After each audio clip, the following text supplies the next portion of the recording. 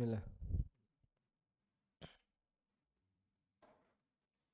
Assalamualaikum warahmatullahi wabarakatuh. Alhamdulillahi rabbil alamin.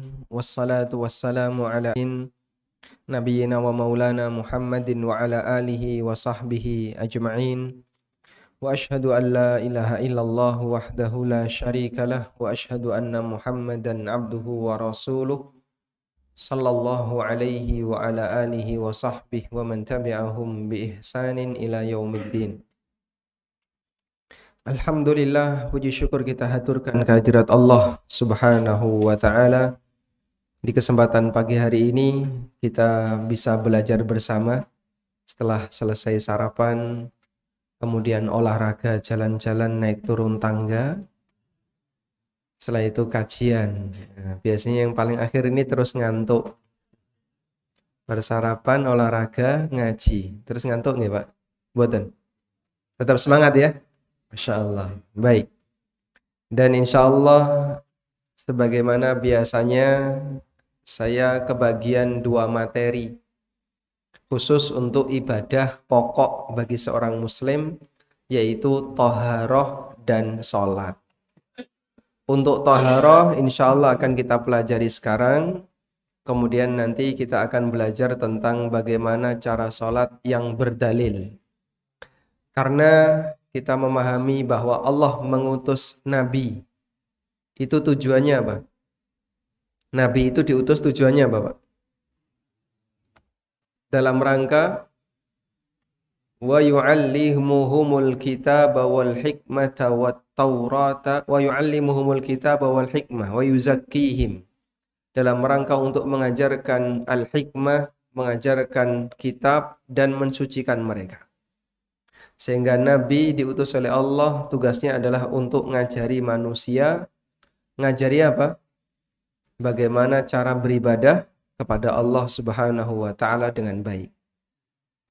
Tadi Ustadz Afifir hafizahullah telah menyampaikan kepada kita sebuah materi yang sangat bagus, menanamkan prinsip untuk mengagungkan Allah dan ittiba kepada Nabi sallallahu alaihi wasallam.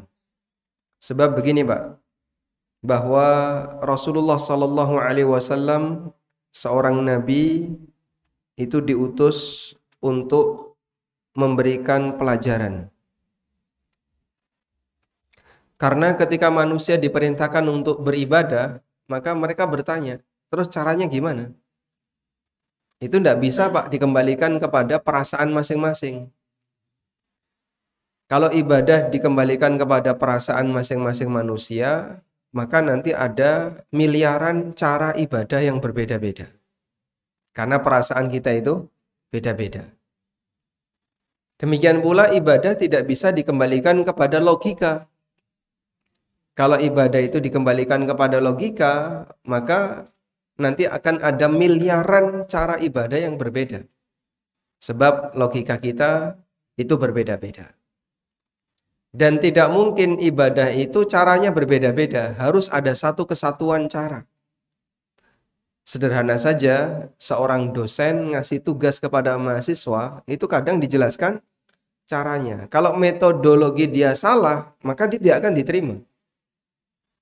Apalagi dalam urusan ibadah kepada Allah Subhanahu wa taala. Karena itulah adanya Nabi untuk menjelaskan kepada umat manusia bagaimana cara beribadah yang benar.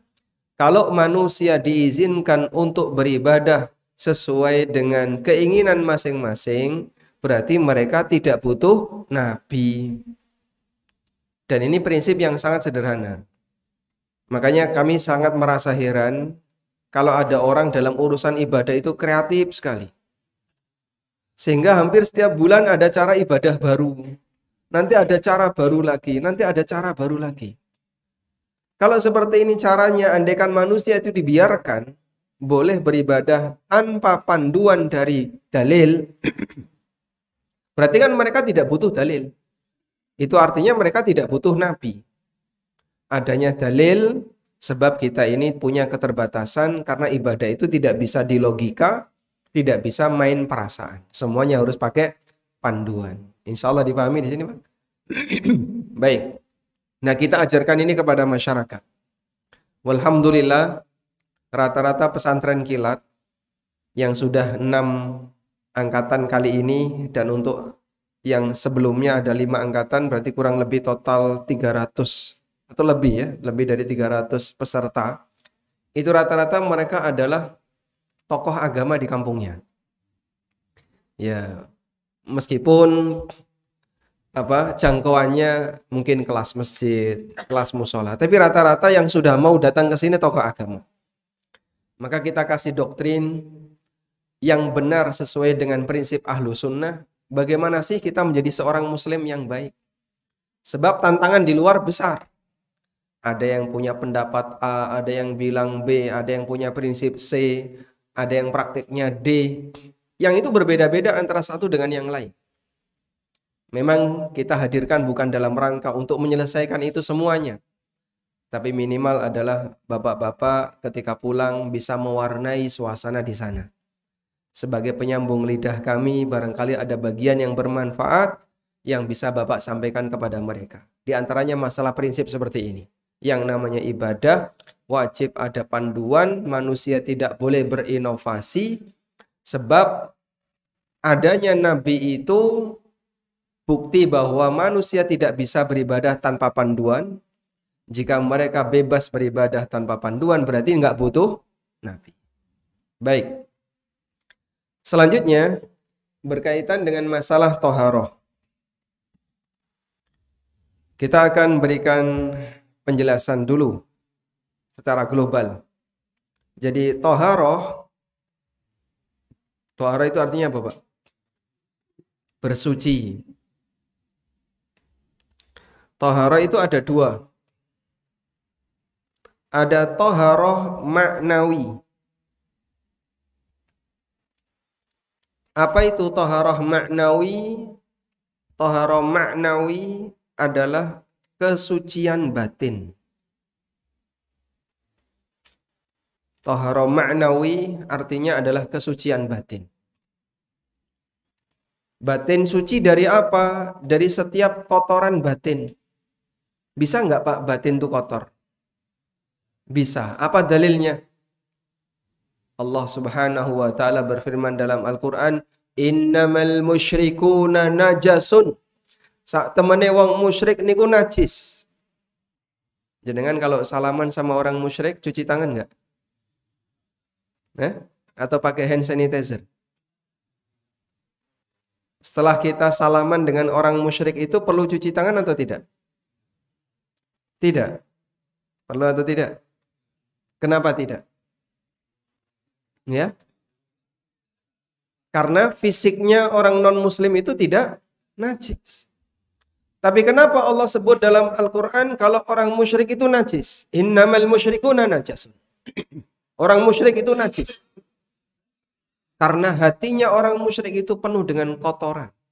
Kotoran apa? Kesyirikan. Dan syirik itu puncak kotoran. Makanya pelakunya disebut sebagai orang yang najis karena dia membawa puncak kotoran. Demikian pula Allah Subhanahu wa taala menyebut orang munafik, fi qulubihim maradun fazadahumullahu marad. Atine ono penyakit ditambahi oleh Allah dengan penyakit. Di dalam hati mereka ada kotoran, penyakit. Lalu Allah Subhanahu wa taala tambahkan penyakit disebabkan maksiat yang dia lakukan.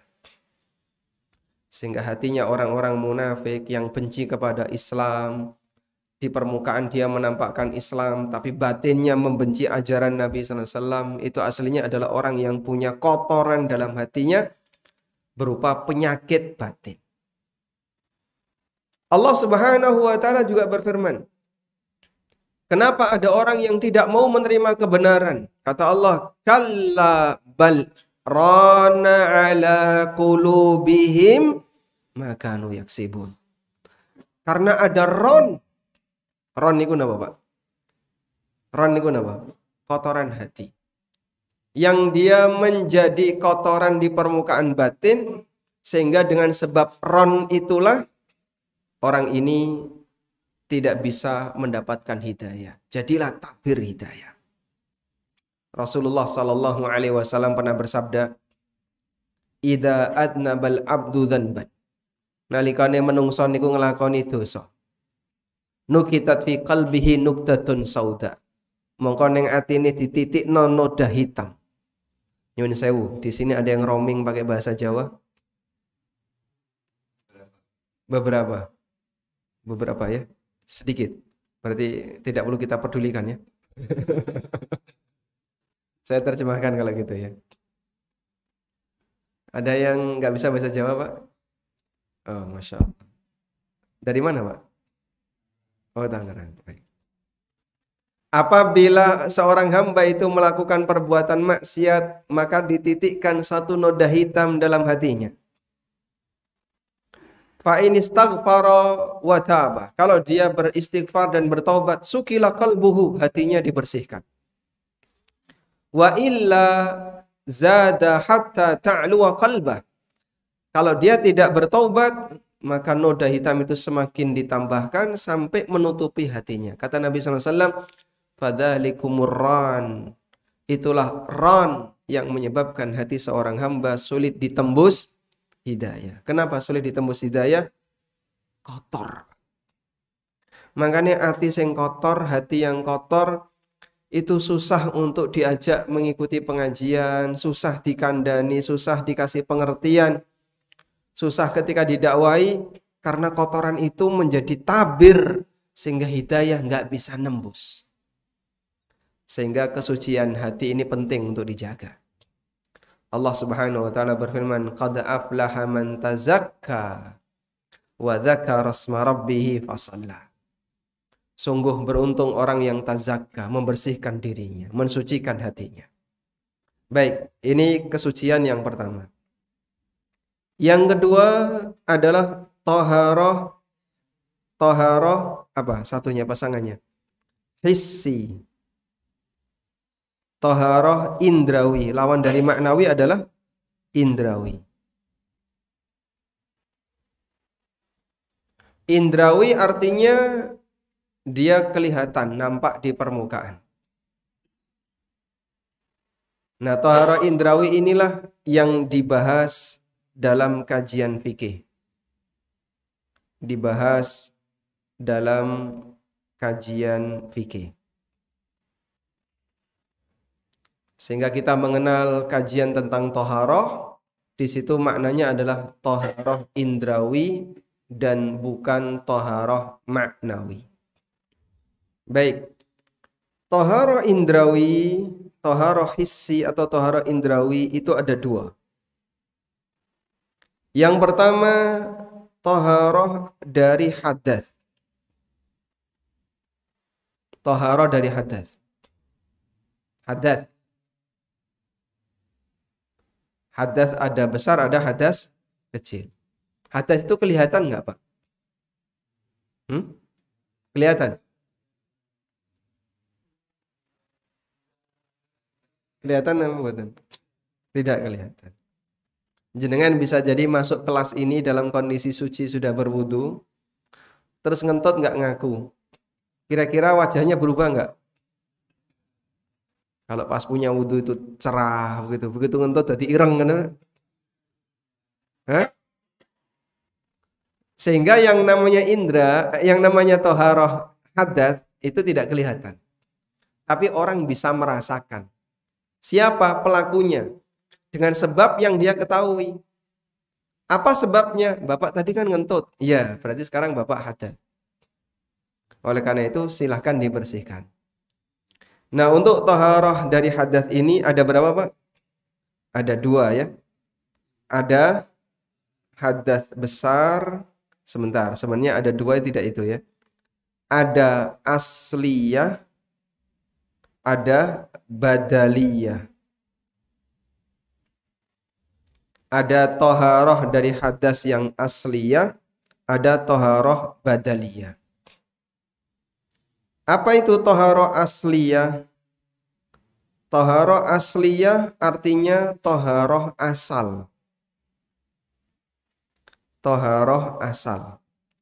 Yaitu taharah yang menggunakan air. Toharo asliyah adalah toharo asal yang dia menggunakan air. Bentuknya ada dua. Yang pertama wudu, yang kedua mandi. Wudu ini dipakai untuk hadas kecil, sedangkan mandi ini untuk hadas besar. Baik, sehingga tohara asliyah itu ada yang digunakan untuk hadas besar dan kecil.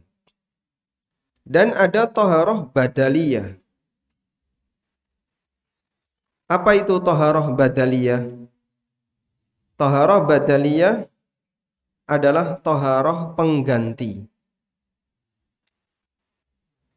Toharoh pengganti. Toharoh pengganti adalah toharoh yang menggunakan apa? Tanah. Menggunakan tanah. Inilah yang disebut dengan tayamum. Dan fungsi tayamum itu bisa dipakai untuk hadas kecil dan hadas besar. Sehingga orang misalnya sakit, ketika sakit mimpi basah. Itu gimana Pak cara mandinya? Wah, aku nek kon adus keramas ya bebayani ini. Bisa berbahaya. Caranya gimana? Tayamum. Sehingga atau gini, tayamum bisa untuk ganti wudu dan mandi. Mungkin tayamum untuk ganti wudu banyak orang paham. Tapi tayamum untuk ganti mandi kok rasanya kurang sreg ya. Mosok junub tayamum. Dan memang diperbolehkan orang yang junub itu dalam kondisi tayamum. Sebagaimana yang dulu pernah terjadi pada sahabat Ammar bin Yasir radhiyallahu anhu, di mana beliau mengalami junub dan beliau tidak punya air. Akhirnya saat sholat subuh datang, bingung dia. Ini gimana? Dan itu di perjalanan. Kata Ammar bin Yasir, "Fatamarraqtu kama tamarraqad dabbah." Maka saya pun gulung-gulung di atas tanah sebagaimana layaknya binatang. Jadi mungkin bajunya dibuka ya, tinggal pakai celana terus gulung-gulung di atas tanah, di atas pasir, terus sholat. Itu yang dilakukan oleh Ammar. Berita ini pun sampai kepada Nabi Sallallahu Alaihi Wasallam. Lalu Nabi Sallallahu Alaihi Wasallam menyampaikan kepada Ammar, "Ya Ammar, innama yakfika an taqula hakadha." Wahai Ammar, sebenarnya kamu cukup melakukan seperti ini. Lalu Nabi Sallallahu Alaihi Wasallam mengajarkan cara tayamum. Sehingga tayamum itu bisa digunakan untuk menggantikan mandi bagi mereka yang punya kewajiban mandi tapi tidak bisa menggunakan air, baik tidak punya air atau karena sakit. Biasanya kan orang sakit tuh bisa junub ya Pak? Tiba-tiba keluar air mani dalam kondisi dia sakit. Kalau dia tidak bisa mandi, maka cukup tayamum. Sudah? Selanjutnya, taharah hissi yang kedua. Nah ini tadi salah diagram ya. Tadi taharah hissi ada dua Pak ya. Atau taharah indrawi ada dua. Yang pertama taharah hadas, yang kedua taharah dari najis. Ya. Taharah dari najis itu ada tiga. Ada mughaladhah, ada apa lagi? Mukhaffafah,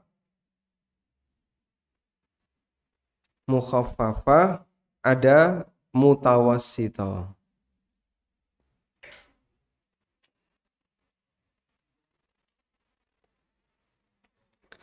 Taharah dari najis ada yang mughaladhah, ini berat. Najis berat. Najis ringan. Najis apa?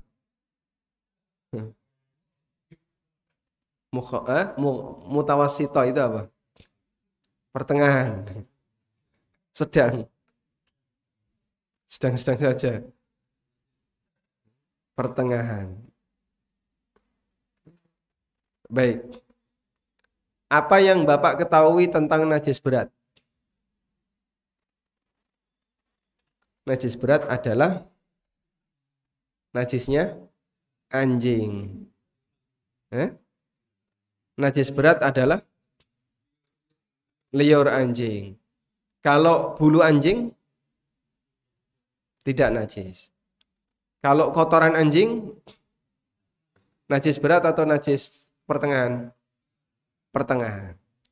Sehingga najis berat itu cuma satu, air liur anjing saja. Yang lain tidak najis berat. Karena memang hadisnya hanya khusus untuk itu. Sedangkan kalau ada kotoran anjing ya sikapnya sama sebagaimana kotoran manusia, sebagaimana kotoran kucing. Baik. Najis mukhaffafah itu najis atau bukan sih? Najis ringan itu najis atau bukan? Najis tapi ringan. Jadi pembagian mughaladhah, mukhaffafah, mutawassithah ini bukan pembagian tingkatan najis, bukan. Semuanya najis, Pak. Tapi berbeda cara mensucikannya. Berbeda-beda cara mensucikannya. Ada yang berat, ada yang pertengahan, dan ada yang ringan. Baik. Dipahami insya Allah sampai di sini? Nah, berarti pembahasan kita ada di mana dari peta ini, Pak? Dari peta materi ini pembahasan kita ada di mana? Ada di toharoh indrawi dari hadas untuk yang asliyah, yaitu menggunakan wudhu. Baik, ini yang akan kita bahas. Ada? Wudhu secara bahasa dari kata adha'a yudhi'u artinya bersinar. Makanya wudhu, al-wudhu dari kata adha'a yudhi'u. Artinya apa? Bersinar.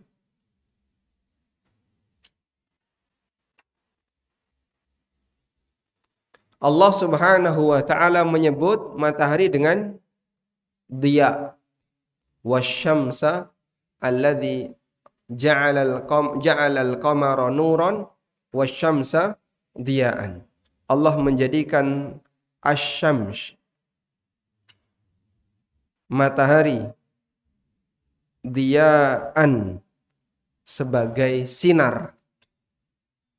Karena matahari terang, bersinar, dan sinarnya mengandung panas. Baik. Karena itulah orang yang berwudu, mereka nanti akan diberi oleh Allah cahaya.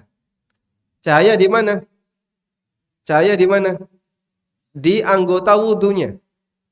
Berdasarkan sebuah hadis Nabi SAW pernah bersabda dalam hadis yang sahih tentang keutamaan orang yang berwudu.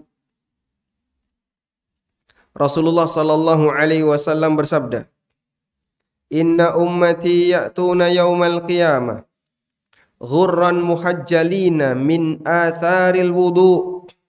Sesungguhnya umatku kelak di hari kiamat akan dibangkitkan dalam kondisi ghurran muhajjalin, cerah di wajah dan tangan kakinya. Ghurran itu cerah wajah. Muhajjal itu cerah ujung-ujung badan. Ujung badan itu tangan dan kaki. Ghurran muhajjalin, cerah di wajah dan tangan kakinya. Min atharil wudu, disebabkan karena pengaruh dari wudu. Disebabkan karena bekas wudu. Dan itu menjadi tanda pengenal Nabi Muhammad sallallahu alaihi wasallam kepada umatnya.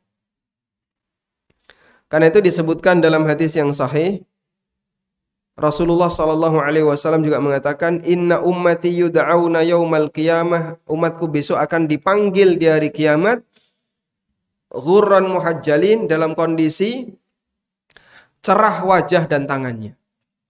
maka orang yang tidak pernah sholat bukan umat Muhammad sallallahu alaihi wasallam. Karena orang yang nggak pernah sholat kan pasti nggak pernah wudhu, Pak. Ada nggak, Pak? Jenengan jumpai ada orang yang rajin wudhu tapi nggak pernah sholat. Aku tak wudhu, mau sholat. Ada kayak gitu? Pernah ketemu, Pak? Ada orang KTP-nya Muslim, ketika dia tidak mau sholat pasti dia nggak pernah. Sampaikan dalam khutbah Jumat kalau jenengan punya jadwal khutbah Jumat. Dalam kajian-kajian kalau jenengan punya kesempatan kultum taraweh besok ya, sampaikan kepada jamaah. Mungkin hadir ketika Ramadan itu orang yang nggak pernah ke masjid. Mungkin hadir. Mumpung mereka hadir, gelem ngrungokno itu. Arep ngalih pripun wong ning ngarepe kok ya. Saya sampaikan kepada para jamaah sekalian, siapa yang sholatnya setahun sekali bukan umat Muhammad sallallahu alaihi wasallam. Gitu aja. Karena Nabi SAW mengatakan bahwa umatnya akan dibangkitkan di hari kiamat dalam kondisi punya cerah di wajah dan tangan, bekas wudu, sing ra tau salat, ra tau wudu. Kalau wudunya mung pisan, Pak, ya kurang terang. Harus tiap hari. Tidak boleh hanya sesekali, apalagi cuma setahun sekali. Kadang memang mereka itu hadir pas Ramadan. Ketika tarawih itu Masya Allah. Iki biasanya ratau ketok ning masjid, Jumatan ratau ketok. Nggak pernah datang ke masjid. Bahkan Jumatan aja dia nggak datang. Tiba-tiba ketika tarawih, soft pertama. Nah, mumpung orang kayak gini, disentili sekalian. Sisuk orang mangkat. Ya, tapi dengan cara yang lemah lembut. Sampaikan hadis Nabi SAW. Setiap mukmin pasti dia punya keyakinan ini benar karena sabda Nabi sallallahu alaihi wasallam. Sebab masih banyak orang yang tidak punya kesadaran kayak gini. Meremehkan sholat, meninggalkan ibadah sholat. Sementara dia merasa heleh engko nikmati ya ditahlili. Nggih, Pak. Nikmati ditahlili melbu tahlil. Nanti disebut namanya waktu tahlilan. Kok enak, Pak? Tidak bisa seperti itu. Sebab Allah katakan dalam Al-Quran, wa allaisa lil insani illa ma sa'a. Orang tidak bisa mendapatkan kecuali dari hasil yang dia lakukan sendiri. Anda kalau didoakan orang lain silahkan, itu bagus. Cuman ketika modal dia tidak punya, doa itu tidak bermanfaat jadinya. Makanya kata kunci yang pertama adalah seorang hamba ketika dia beribadah, ketika dia menjadi seorang muslim harus beribadah kepada Allah. Mau sholat, mau wudu, agar dia diakui sebagai umat Muhammad sallallahu alaihi wasallam. Baik. Selanjutnya dalam hadis yang lain Rasulullah sallallahu alaihi wasallam mengajarkan kepada kita agar kita berwudu dengan sempurna. Nabi sallallahu alaihi wasallam bersabda, "Man tawaddaa fa ahsanal wudu'a." Barang siapa yang berwudu dan wudunya bagus. Wudu yang bagus itu artinya gimana? Sesuai panduan. Tidak asal-asalan. Ora waton teles karena wudu itu bukan mandi. Pak, nek wudu waton teles pripun, Pak? Misalnya, bismillahirrahmanirrahim, plung. Nah, mentas, kan teles kabeh itu. Dari mulai ujung kepala sampai ujung kaki teles kabeh. Terus sholat, boleh nggak, Pak?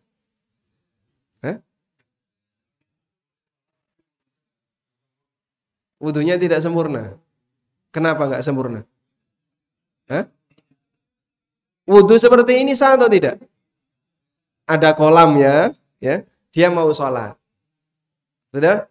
Bismillahirrahmanirrahim. Pakai bismillah. Bismillahirrahmanirrahim. Nawaitul wudu'a liraf'il hadasi. Kemudian langsung dia plung. Ya. Teles kabeh. Okay. Terus mentas. Ganti baju. Sholat. Sah atau tidak?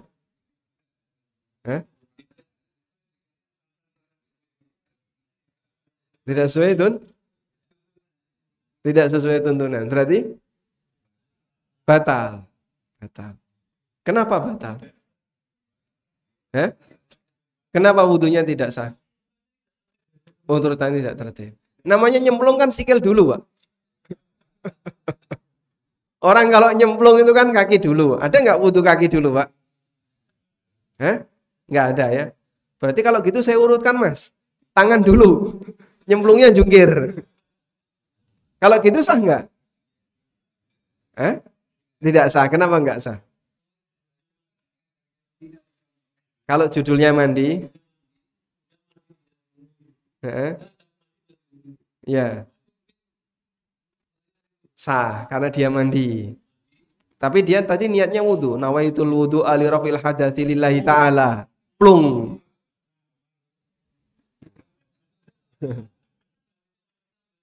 Ya. Kalau orang sudah mandi maka tidak perlu wudu. Tapi ini niatnya wudu. Dia tidak junub, bukan hari Jumat, tidak punya sebab untuk mandi. Tapi dia mau sholat. Jadi ini permisalan saja ya. Realitanya ya mungkin nggak ada di lapangan. Karena kita tahu yang namanya wudhu itu tadi ya, tidak hanya yang penting basah. Wudhu itu harus ada aturannya. Maka di sini kata Nabi SAW, siapa yang berwudhu dan wudhunya bagus, kharajat khatayahu min jasadi, maka akan keluar dosa-dosanya dari badannya. Hatta takhruja min tahti adfarihi, sampai dosa-dosa itu keluar dari bawah kukunya. Masya Allah. Sampai dosa-dosa itu keluar dari bawah kuku. Padahal kita tiap hari kan berbuat maksiat ya. Maksiat mata, maksiat tangan, maksiat kaki, maksiat kuping. Semua indera dipakai untuk maksiat. Dan Allah sediakan titik-titik bagi hamba untuk menghapuskan dosa-dosa itu ya, dengan cara berwudu dan sholat. Walhamdulillah. Baik. Terus sekarang bagaimana cara wudu yang benar? Wudu yang benar dijelaskan oleh Allah di surat Al-Ma'idah ayat yang ke-6. Bagi yang bawa mushaf boleh dibuka. Surat Al-Ma'idah ayat yang ke-6. Yang enggak bawa mushaf bisa dilihat di depan ya.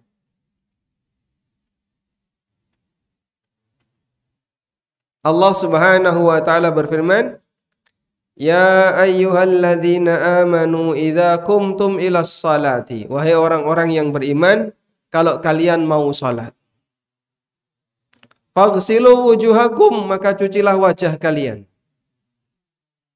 Wa aydiyakum ilal marafiq, dan cucilah tangan kalian sampai ke marafiq. Marafiq itu bentuk jamak dari mirfaq, artinya siku. Wamsahu biru'usikum, usaplah kepala kalian. Wa arjulakum, dan cucilah kaki kalian ilal ka'bain, sampai ke kemiri mata kaki. Baik.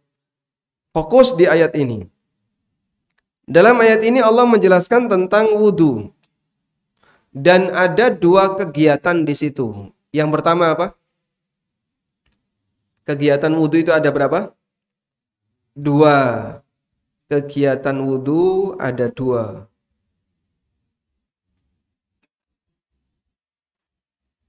Yang pertama, mencuci atau membasuh. Sama atau beda ini, Pak?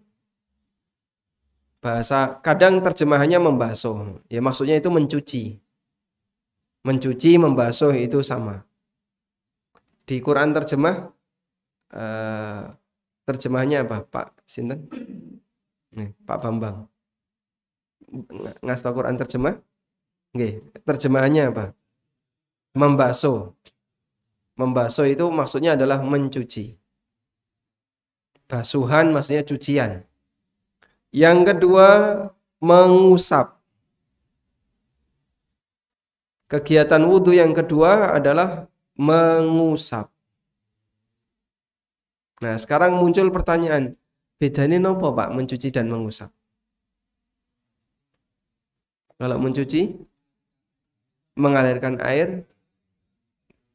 Kalau mengusap, nah. Baik. Jadi niteni dulu di mengusap. Mengusap itu hanya menggunakan titik-titik air yang nempel di telapak tangan.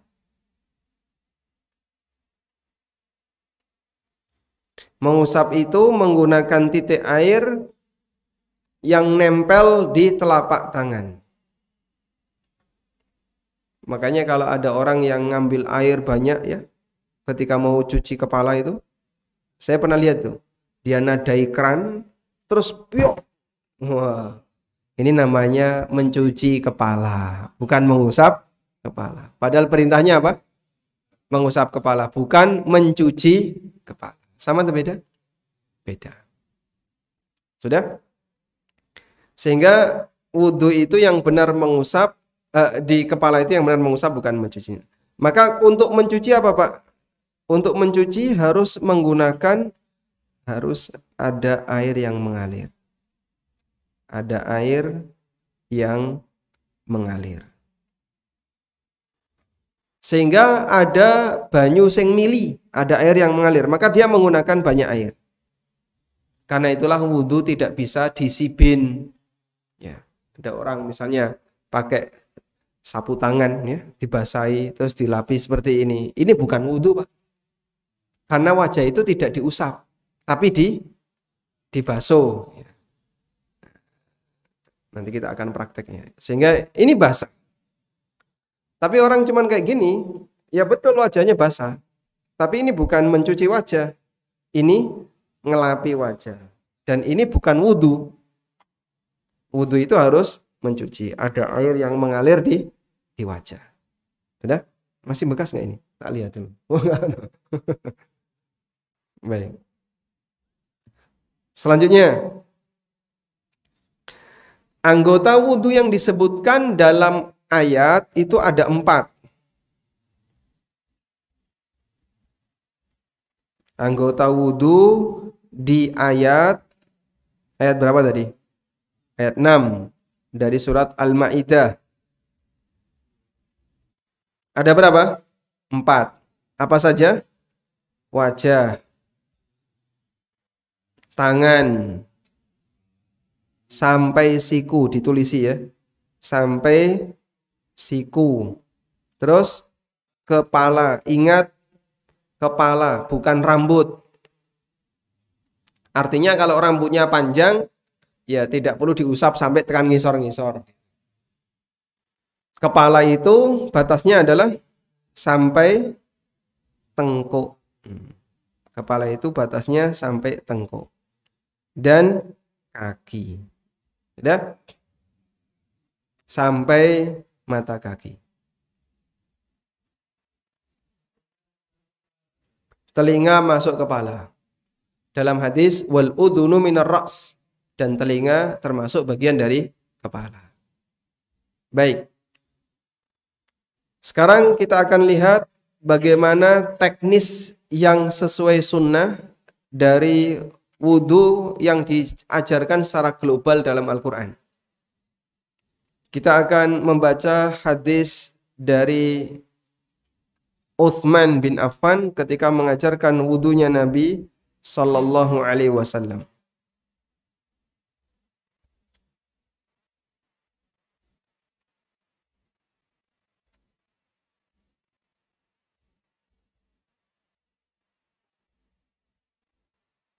Nah,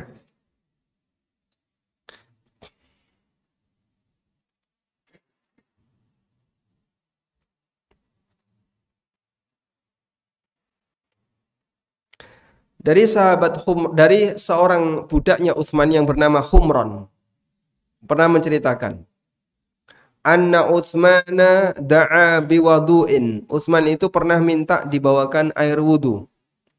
Fatawadda'a, lalu beliau berwudu. Faghasala kaffaihi thalatha marrat, beliau mencuci telapak tangannya 3 kali. Tsumma madmada wastansyaqa, lalu setelah itu beliau berkumur dan istinsyak. Istinsyak itu apa? Menghirup air ke dalam hidung. Tsumma ghassala wajhahu thalatha marrat. Lalu beliau mencuci wajahnya 3 kali. Tsumma ghassala yadahul yumna ilal mirfaq. Kemudian beliau cuci tangan kanan sampai ke siku. Thalatha marrat, sebanyak 3 kali. Tsumma ghassala yadahul yusra mithla dzalik. Kemudian beliau cuci tangan kirinya seperti itu pula, yaitu sampai ke siku sebanyak 3 kali. Tsumma masaha bi ra'sihi. Kemudian beliau mengusap kepalanya. Tsumma ghassala rijahul yumna. Kemudian beliau cuci kakinya yang kanan sampai ke mata kaki. Thalatha marrat, 3 kali. Tsumma ghassala rijahul yusra. Kemudian cuci kaki yang kiri seperti itu. Tsumma qal. Kemudian beliau mengatakan, Ra'aitu Rasulullah sallallahu alaihi wasallam tawadda'a nahwa wudu'i hadha. Aku melihat Rasulullah SAW berwudu seperti wuduku ini. Tsumma qal. Kemudian beliau bersabda, Man tawadda'a nahwa wudu'i hadha. Siapa yang berwudu seperti wuduku ini. Tsumma qama faraka'a rak'atain. Kemudian dia salat 2 rakaat. La yuhadditsu fihima nafsahu. Dalam salat 2 rakaat itu dia khusyuk. Ghufira lahu ma taqaddama min dzambi, maka dosa-dosanya akan diampuni. Hadis riwayat Bukhari. Masya Allah. Dan sebagian ulama mengatakan hadza ahsanul wudu. Ini adalah wudu terbaik yang diajarkan oleh Rasulullah sallallahu alaihi wasallam. Baik. Sekarang coba kita lihat di sini jamaah. Dalam wudu yang dikerjakan oleh Utsman, urutan yang pertama apa? Urutan yang pertama, cuci tangan. Setelah itu berkumur dan menghirup air ke dalam hidung. Bagaimana cara berkumur dan menghirup air ke dalam hidung? Berkumur dan menghirup air ke dalam hidung itu dilakukan min kaffin wahidah.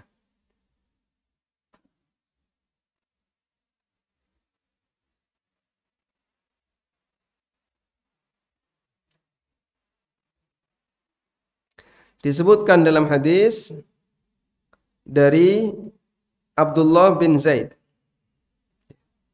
bahwa beliau madmadha wastanshaqa min kaffin wahidah. Beliau berkumur dan menghirup air ke dalam hidung itu dengan menggunakan 1 telapak tangan. Sudah? Selanjutnya, setelah berkumur dan menghirup air ke dalam hidung menggunakan 1 telapak tangan dilakukan 3 kali. Setelah itu ngapain? Cuci wajah. Batas muka itu mana sih Pak? Nah, batas muka adalah yang pertama dagu, batas bawahnya, batas atasnya, batas atasnya adalah tempat tumbuh rambut normal bagian depan. Yang normal ya. Jadi kalau sudah ada lapangannya ya, lapangan itu tidak harus dicuci. Tempat tumbuh rambut normal bagian depan. Ya? Batas sampingnya ini. Apa ini? Ini apa ini? Ini daun telinga. Yang ini apa yang kecil ini? Hah? Anak telinga. Yes, pokoknya ini ya. Kita nggak punya nama untuk ini. Kita kasih nama apa ini namanya? Anak telinga kanan sampai anak telinga kiri. Ini batas wajah. Sudah? Maka dagu bukan termasuk wajah. Sehingga ini aurat bagi wanita. Makanya banyak ulama mengingatkan wong wedok iki nek salat dagune kudu tutup. Sehingga muknanya nggak boleh diseret sampai bawah sini. Karena dagunya kalau terbuka, ini terbuka auratnya dalam sholat. Desain mukna masa silam itu ada depannya itu kayak fotonya Nyai Walidah Dahlan itu kan. Ada wadah dagu. Karena dagu itu termasuk aurat yang harus ditutupi. Sehingga yang boleh nampak hanya di bagian muka saja. Sudah? Kemudian Rasulullah Sallallahu Alaihi Wasallam mengambil air lalu beliau gunakan untuk menyalah-nyalahi jenggot. Beliau menyalah-nyalahi jenggot. Para ulama memberikan batasan, apabila jenggotnya itu tebal, lebat, maka tidak disyaratkan harus sampai ke akar. Tapi kalau jenggotnya tipis, kayak saya gini, maka harus basah sampai akar. Sudah? Selesai itu, terus cuci tangan sampai siku. Berapa kali? Minimal sekali, maksimal 3 kali. Wudu tidak boleh lebih dari 3 kali. Nabi SAW pernah bersabda, mencela orang yang atau memberikan peringatan, tidak boleh wudu dari 3 kali. Faman zada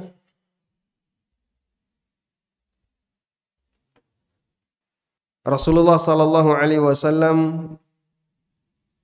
pernah diminta oleh seseorang untuk ngajari wudu. Datang orang Badui menghadap Nabi SAW lalu dia tanya tentang wudu. Fa'arahu salatan. Lalu Nabi SAW ajarkan 3 kali. Tsumma qal, kemudian beliau bersabda, hadzal wudu, seperti inilah wudu. Faman zada ala hadza, siapa yang melebihkan dari ini, faqad asaa au ta'adda au dzalama, maka dia telah berbuat buruk, dia telah bertindak dolim. Maka jangan dikira semakin banyak makin berpahala, tidak. Lupa hitungan. Kalau lupa hitungan seingatnya saja. Ya, tapi kalau sengaja melebihkan, ngerti ini sudah 3, aku ketoknya kok durung rampung, belum mantep, belum merasa puas, ditambahi lagi. Sampai 1 ember gede untuk sekali wudu. Apalagi orang itu kalau kena penyakit was-was, Pak. Orang kalau kena penyakit was-was itu Masya Allah ya. Sak jeding lontek nggak wudu. Sak tahu jeding, Pak? Bahasa Jawa Timur ya. 1 kolah itu habis hanya untuk sekali wudu. Karena kayaknya kok ada yang nyiprat, ulangi lagi. Untuk sekali wudu dia butuh waktu bisa 1/2 jam. Dan 1 kolah itu bisa habis. Makanya ini nggak benar ya. Ini disebabkan karena apa? Dia punya penyakit was-was. Baik. Lalu untuk tangan yang benar itu kanan kiri atau gimana? Yang benar kanan 3 kali, kiri 3 kali. Sehingga yang benar adalah kanan, kiri, bukan kanan, kiri. Itu sebagaimana yang tadi dicontohkan oleh Utsman. Utsman radhiyallahu anhu mengatakan, faghasala yadahu al-yumna ilal mirfaq 3 marrat. Beliau cuci tangan kanannya sampai ke siku 3 kali. Sehingga jangan kanan kiri. Apalagi saya itu paling nggak seneng kalau lihat orang krane dibuka kenceng, nyiprat ning dindi, sikile nyaduk-nyaduk, Pak. 1 2 1 2.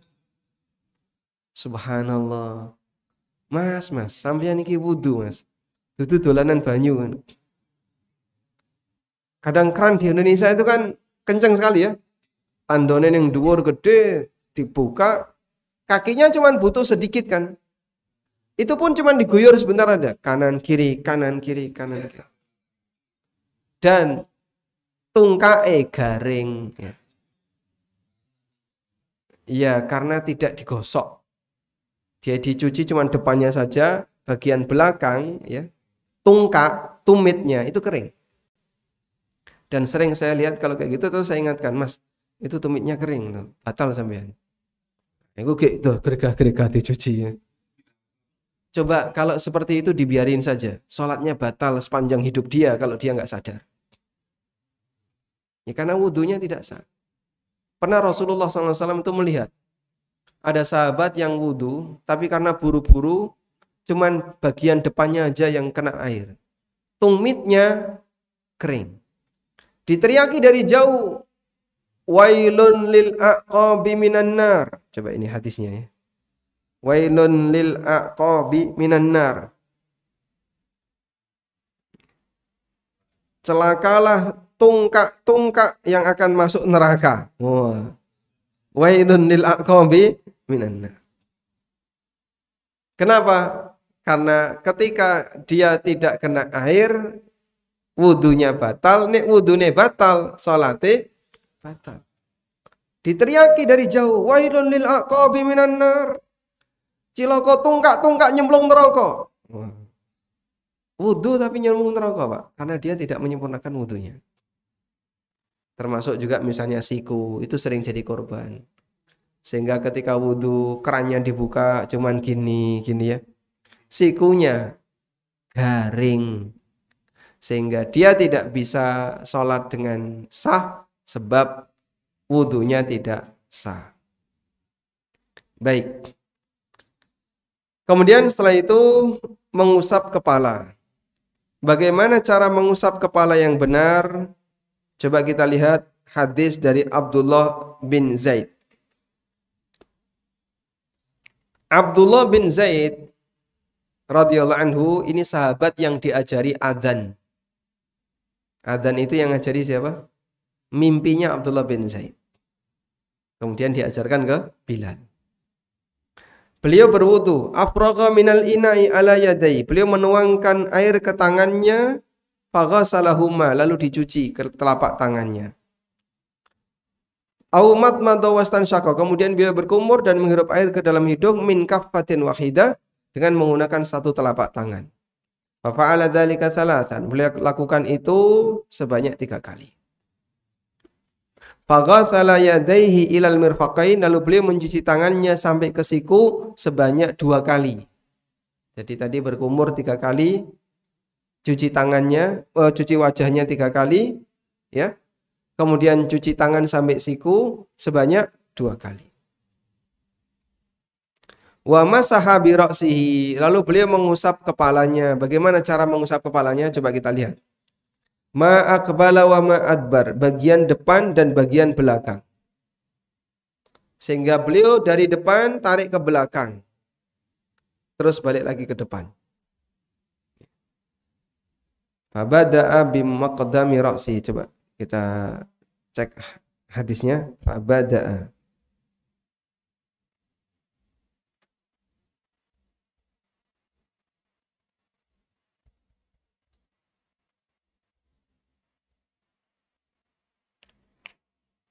Nah, di sini disebutkan tentang bagaimana cara mengusap kepala. Tsumma masaha ra'sahu biyadayhi. Kemudian beliau mengusap kepala dengan kedua tangannya, dengan kedua tangan, bukan dengan satu tangan ya. Bukan gini. Bukan. Tapi dengan kedua tangan. Fa aqbala bihima. Beliau awali dari depan, wa adbara, dan beliau tarik ke belakang. Bada'a bi muqaddami ra'sihi, beliau awali dari kepala bagian depan, thumma dhahaba bihima ila qafahu, kemudian beliau tarik sampai ke tengkuk. Inilah wudu yang diajarkan oleh Abdullah bin Zaid. Thumma raddahuma, kemudian kembali lagi hatta raja'a ilal makanil ladzi bada'a minhu, lalu kembali ke tempat semula.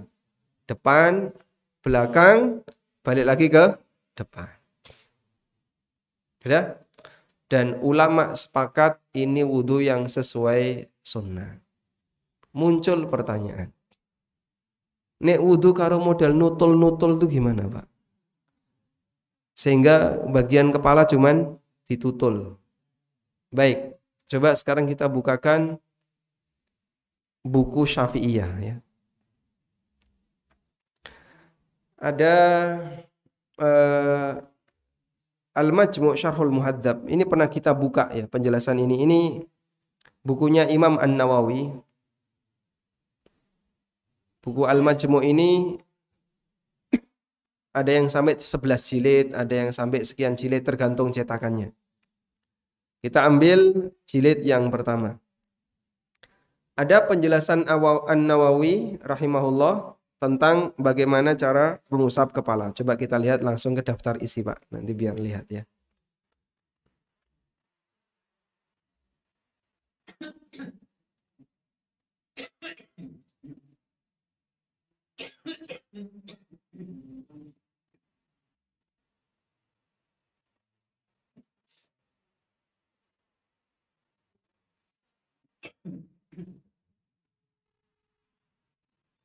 Nah,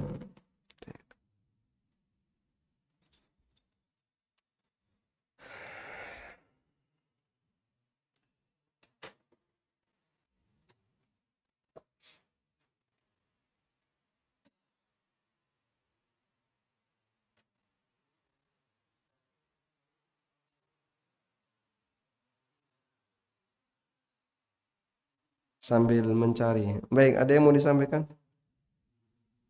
Nah, Mashur Ra'si halaman 462.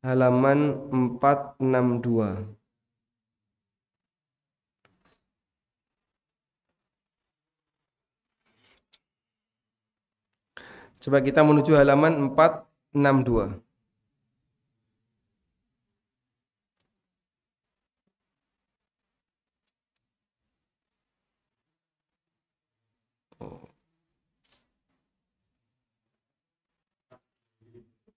Iya.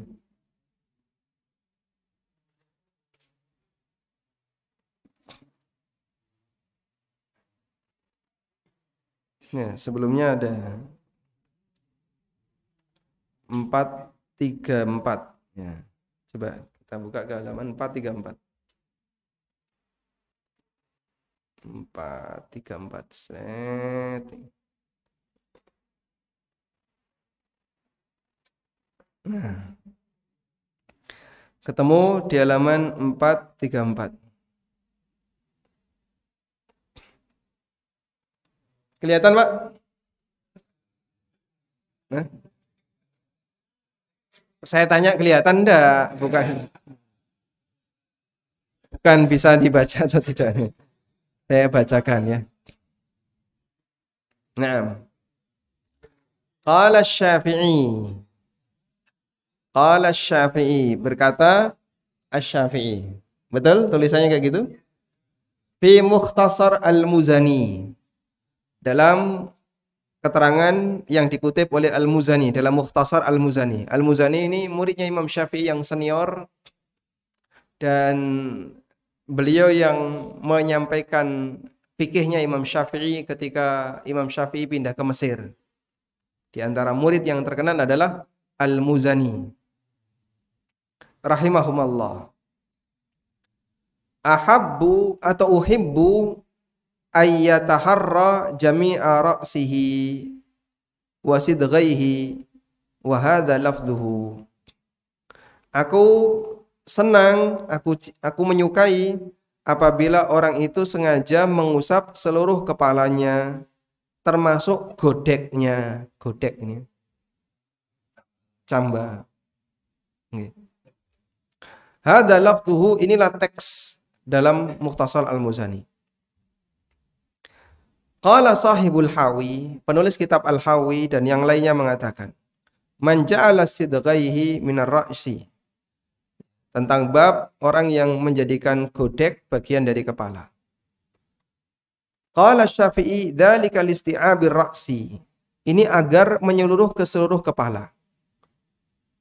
Wa man ja'alahu ma minal wajhi, dan kalau godek dianggap sebagai bagian dari wajah, maka nanti dia kecuci dengan cuci wajah. Baik. Sehingga sebenarnya dalam mazhab Syafi'iyah sendiri dianjurkan untuk mengusap semua bagian kepala. Sekarang coba kita lihat di sini. Di halaman yang lain Imam Nawawi mengatakan, amma hukmul mas'alah, berkaitan dengan hukum terkait masalah mencuci kepala. Fattafaqal ashabu, maka seluruh ulama al-ashab madhab Syafi'i, seluruh ulama madhab Syafi'i sepakat ala annahu yustahabbu, dianjurkan mashu jami'ar ra'si, untuk mengusap jami'ir ra'si, semua bagian kepala. Lihadzal hadis wa ghairihi, berdasarkan hadis di atas dan hadis yang lain. Walil khuruji min khilafil ulama, dan agar kita lebih selamat ketika ada perbedaan pendapat di kalangan ulama. Wa hadhil kaifiyatul lati dzakaraha al-musannif muttafaqun ala istihbabiha. Dan tata cara sebagaimana yang disebutkan oleh penulis kitab ini, yaitu kitab Al-Muhadzab. Penulisnya siapa? Kitab Al-Muhadzab. Asy-Syirazi. Asy-Syirazi itu penulis kitab Al-Muhadzab. Dikasih penjelasan oleh An-Nawawi jadi Al-Majmu' Syarah Muhadzab. Muttafaqun disepakati ala istihbabiha. Disepakati kalau itu dianjurkan. Berdasarkan hadis dan makna yang disebutkan. Baik. Sehingga dalam mazhab Syafi'iyah sendiri, mana yang lebih bagus? Mengusap sebagian kepala ataukah seluruh kepala? Seluruh kepala. Kalau bicara yang lebih bagus. Meskipun diperbolehkan mengusap sebagian kepala. Meskipun diperbolehkan mengusap sebagian kepala. Sehingga kalau boleh mengusap sebagian kepala, lalu bagian mana yang harus diusap? Bagian yang harus diusap terserah. Yang penting pokoknya sebagian kepala. Tapi sebagian kepala itu qadrul ijza, batas minimal sah. Namun jangan dibiasakan.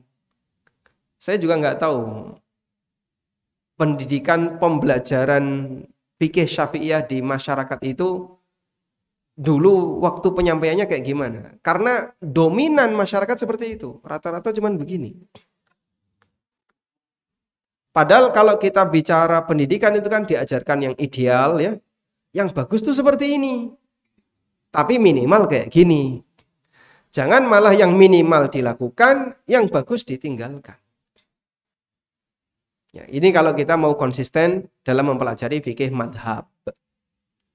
Cuman kan dominan masyarakat nutul-nutul dalam rangka mengusap kepala hanya sebagian kecil saja. Itu pun kerannya gede banget. Kerannya gede mau juga saedik ditutulno. Iya, jadinya eman, airnya yang terbuang banyak. Baik. Kalau seandainya tidak berarti dituangkan ke satunya, sudah? Bentar dulu Pak, dituangkan ke satunya, dibuang. Bisa dipakai mengusap kepala. Karena mengusap hanya menggunakan titik air yang berada di tangan. Sehingga tidak dicuci, kalau ini kan nyuci. Nih. Alhamdulillah. Sudah?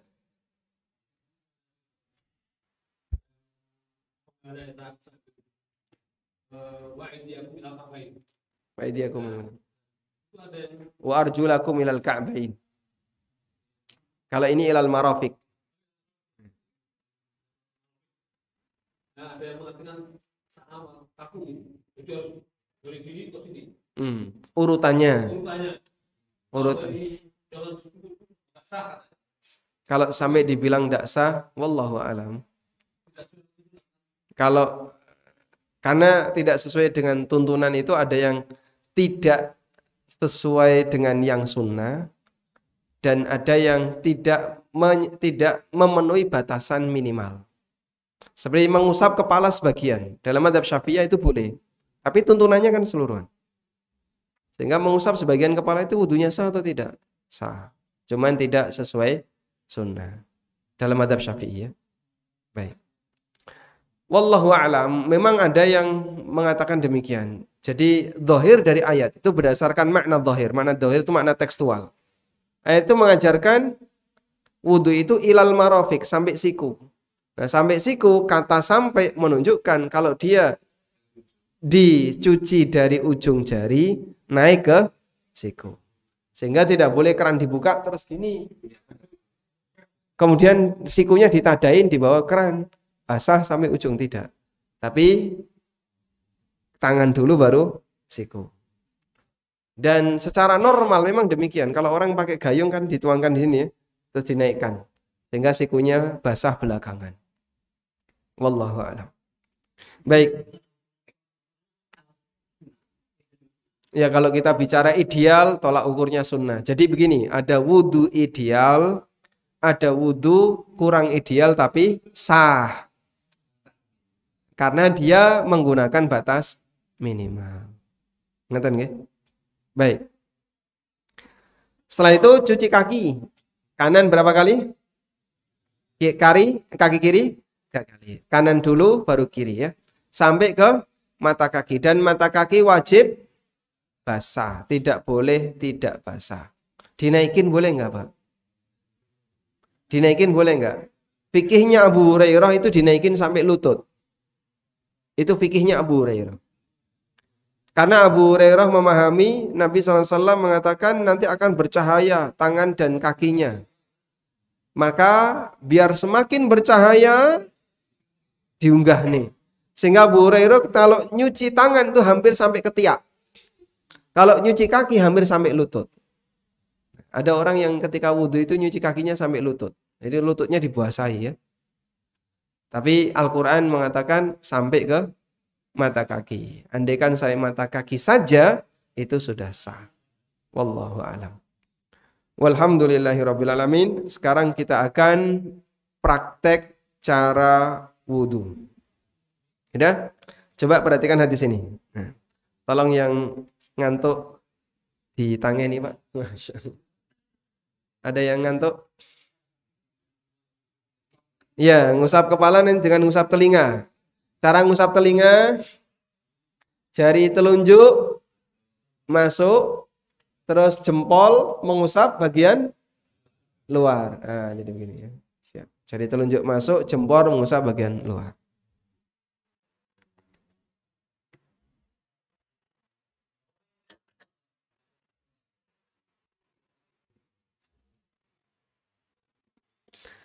Nah, ini ada sebuah hadis dari Ummu Salamah atau dari Anas. Kana Nabiyyu sallallahu alaihi wasallam yaghsilu wa kana yaghtasilu bis-sa' ila 5 amdad wa yatawaddau bil mudd. Nabi sallallahu alaihi wasallam kalau berwudu itu wudu dengan menggunakan 1 mud dan beliau mandi dengan menggunakan 1 sa'. Ini ukuran volume masa silam. Wudu dengan air 1 mud, mandi dengan air 1 sa'. 1 sa' itu 4 mud. Berarti sa' dengan mud gede mana? Sa'. Kalau mud itu lebih kecil, 1/4 sa'. Ya? Wudu dengan air 1 mud. Berapa sih air 1 mud? Nah.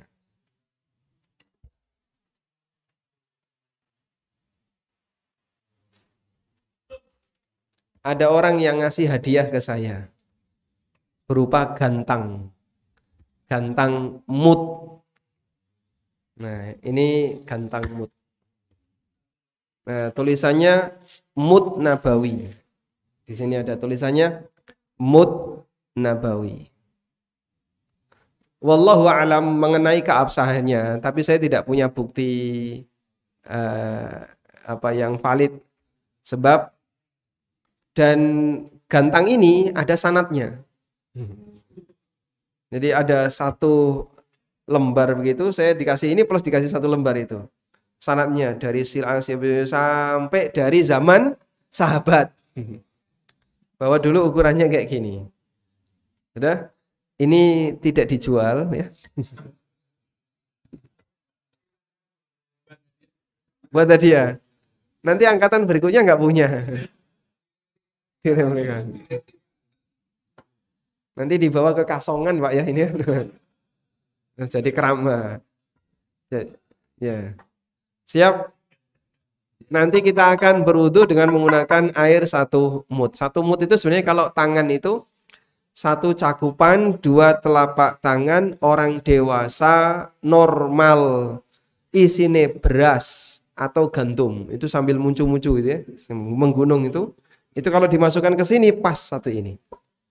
Nah, wudunya Nabi SAW kurang lebih segini. Sudah? Kalau bapak-bapak bisa wudhu dengan air segini, insya Allah bisa wudhu di atas pesawat. Kenapa wudhu di atas pesawat kok enggak boleh toh Pak? Bukan karena airnya terbatas. Ya airnya terbatas, tapi lebih dari itu orang kalau wudhu boros dan itu bisa berbahaya, makanya dilarang. Tapi kalau Anda bisa wudhu dengan air yang sedikit, insya Allah bisa wudhu di atas pesawat. Kita akan praktek wudhu 1 mud. Nah, silahkan.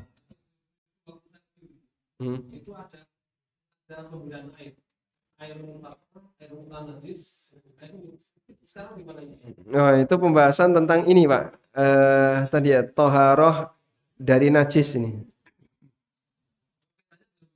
Itu harus airnya Ya, minimal.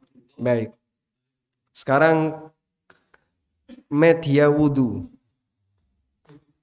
Media wudhu itu apa? Air. Ya? Air itu ada berapa macam? Air itu ada, kalau dalam mazhab Syafi'iyah ada 3. Yang pertama, ma'un tohur. Air tohur. Tohur itu suci dan mensucikan. Ini tingkatan air yang paling tinggi. Airnya suci dan bisa dipakai untuk bersuci.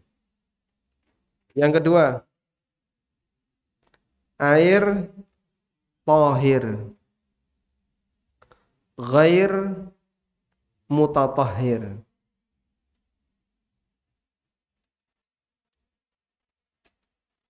Ini artinya air suci tapi tidak mensucikan. Suci tapi tidak mensucikan. Sudah? Yang ketiga, air najis atau mutanajis. Disebut mutanajis karena dia kena najis. Terkena najis.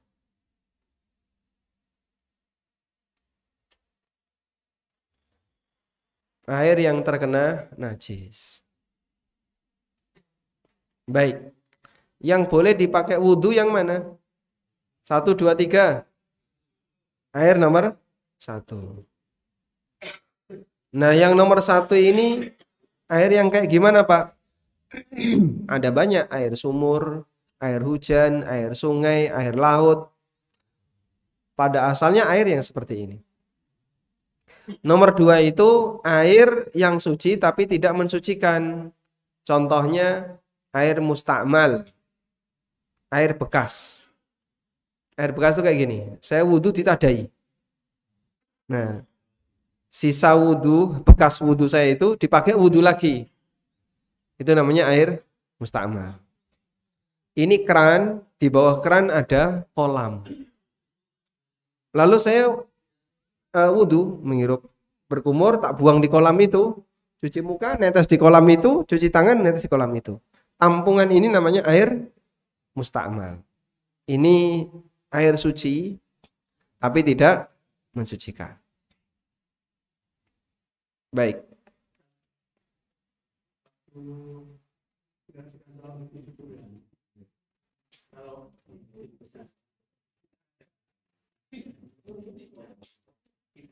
Dari rumah belum wudhu. Wudhunya itu di kolam di depan. Ya.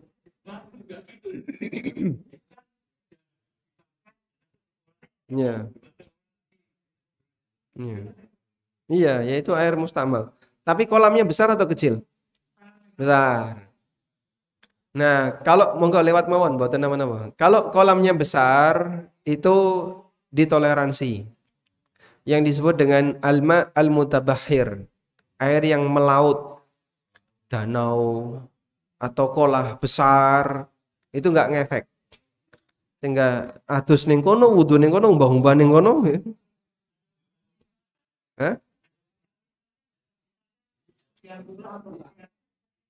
Enggak ada, itu masuk ke urf. Kembali ke urf. masyarakat. Ada air 2 kulah. 2 kulah itu kurang lebih 200 liter. Nah, air 2 kulah kata Nabi SAW beliau kasih jaminan lam yahmil al-khabath. Air itu kalau jumlahnya 2 kulah kena najis nggak ngefek.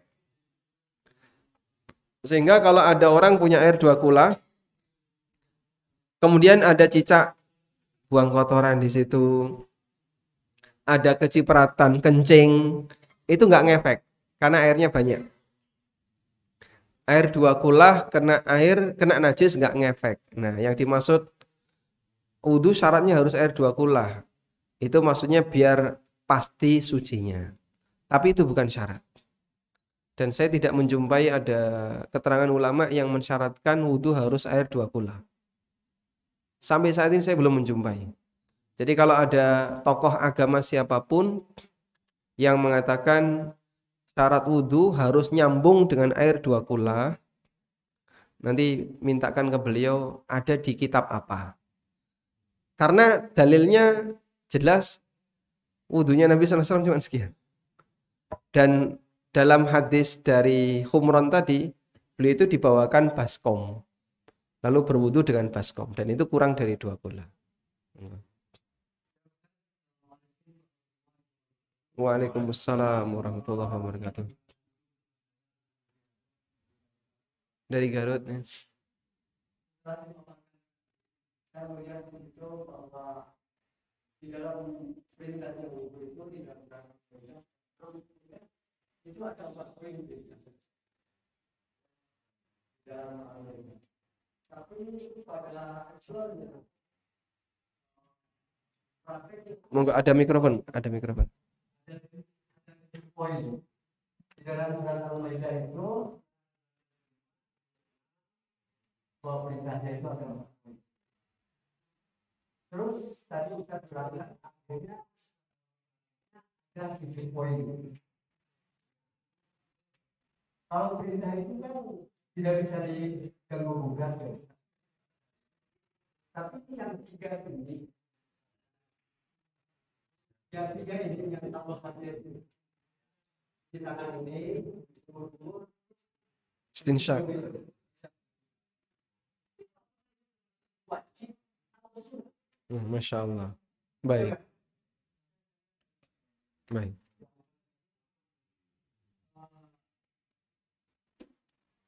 Lalu Ustaz menerangkan itu berarti itu efisiensi pakai move itu ya. Agar tidak dikatakan dolim tadi kalau yang berlebihan itu kata Ustaz itu. Bagaimana itu kalau dikurangi yang 3 poin itu ya sekali aja lah nyuci hidung itu. Itu efisiensinya itu. Nah itu. Nah, saya mohon tambahan Ustaz. Ini kan kuncinya wudu itu, kuncinya untuk sholat ya. Bagaimana kalau batal gitu, batalnya wudu itu? Penjelasan tentang batalnya itu karena saya masih ragu. Ada teman yang menerangkan apabila sudah sholat mendirikan sholat maghrib lalu kita ngantuk gitu, lalu tidur gitu. Di masjid itu ada yang perintahnya harus wudu lagi, ada yang tidak. Tapi saya ke hakul yakin saja bahwa batalnya wudu itu keluar angin. Saya tidak melakukan hal itu, tapi saya masih was-was gitu sampai saat ini. Kadang-kadang suka habis maghrib, ya kalau capek saya di masjid langsung nyender gitu kan.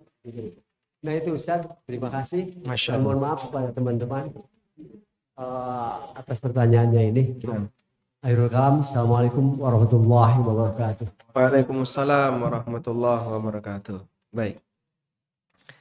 Yang pertama, dalam ayat yang tadi kita baca, di sini hanya ada 4 perintah. Mencuci wajah, mencuci tangan sampai siku, mengusap kepala, dan cuci kaki sampai mata kaki. Tapi kenapa tadi waktu penjelasan ada banyak tambahannya? Cuci telapak tangan, kemudian berkumur, beristinsyak, sehingga ada tambahan-tambahan yang lain. Termasuk juga menyela-nyelai jenggot, kalau bisa kita tambahkan jadi 4 poin tambahannya. Termasuk juga Nabi SAW pernah perintahkan wa khallil bainal asabi, menyela-nyelai jari. Menyela-nyelai jari. Baik. Terus ini bagaimana? Pertama begini. Al-Quran itu penjelasannya global. Sehingga hadirnya sunnah memberikan rincian.